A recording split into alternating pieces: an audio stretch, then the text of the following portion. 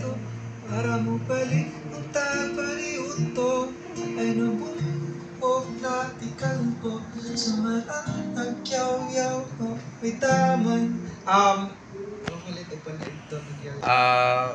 Isa ka musician before, murag na-interview siya, mas dali manggod magkuan og lyrics kung naa na ang music ug sa painting pa naa na ang canvas.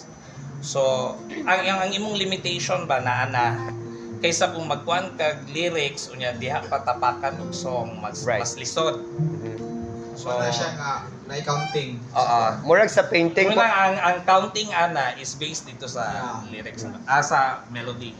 So murag pag painting nga kung naa si Rose mas effective ang pag-paint mo. Cool. Chorus daw. Naglakaw ko pa merkado. Para mo palit ang taong tuyo. Anak na lang.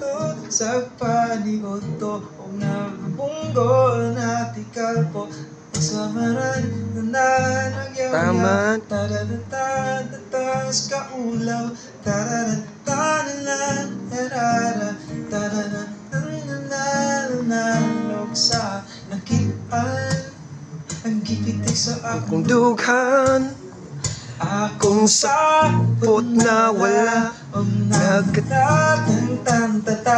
Chorus please. Kay crush siya kwapong hitsura nangandoy ko nga kaming duha magkahiguma ay di siya magmaay way untang ang kalipay kahit ingon nila kaming duha pagkaba